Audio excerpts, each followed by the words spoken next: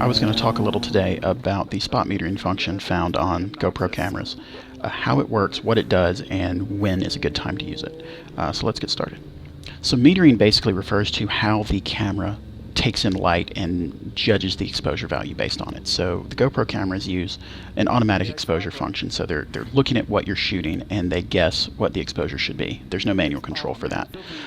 Spot metering gives you a little bit of manual control in the fact that without spot metering on, the camera is going to look at the entire scene that you're shooting, and it's going to come up with an average exposure value based on all of that data. And what spot metering does is spot metering says, hey, forget about the rest of it. I only want to focus on the very center of the frame. And what that means is, for instance, if the camera is looking back at you, like if it's mounted on a wrist or on the surfboard or on the front of a bike or something, and the subject is always going to be in the center of the frame, you do want to have spot metering on. And what that's going to do is always expose your image for the subject rather than taking the sky into account or the ground or whatever might be passing behind you.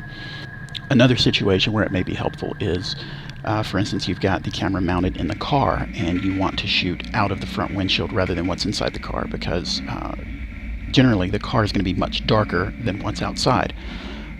So spot metering would allow you to expose for what's outside of the windshield rather than what's inside of the car. If you have evaluative metering on and you're inside of a car that's not well lit, it's dark interior colors, things like that, you're going to have your view out of your windshield is going to be kind of blown out. It's going to be overexposed, and your interior is going to be underexposed, of course, because there's not enough light there.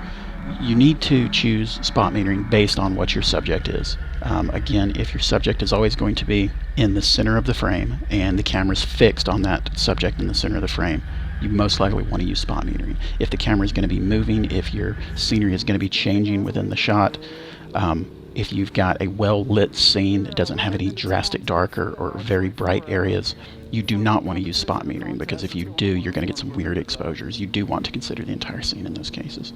So here's an example. This is me on my motorcycle. I mostly do motovlogging, so that's what I'm going to use for this example. Driving down the road on my helmet cam, I am not using spot metering because I do want to take into account all of my scenery, mainly because everything is lit by the same light coming from the sun, of course. Yeah, there are going to be some light and dark areas, but I do want to consider everything. If I had spot metering on in this shot, for instance, I would be exposing for, the car directly in front of me or something, and if that car is bright white, I'm going to get a very different exposure than if that car is black. So you do want to consider the entire scene in a situation like this for even exposure across your entire scene, because things are moving back and forth out of the center of the frame.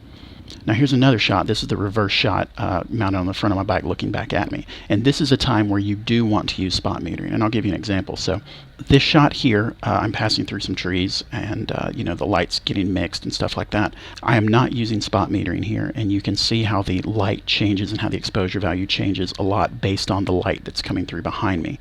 And a lot of times I'm underexposed, and that's not what you want, because the subject, me riding the motorcycle, is what you want to be exposed properly. And on the flip side, this is another reverse shot with spot metering on. So here you can see that I'm in the center of the frame, I'm what's going to be exposed, and no matter what happens with the sky behind me, because that is a big part of the frame, the exposure is still going to be based on me riding the bike, which is the subject, and that's what you want. I hope you found this helpful in how to use spot metering properly, and if you have any thoughts or questions or anything, put them in the comments, and I'll do my best to answer them for you. See ya.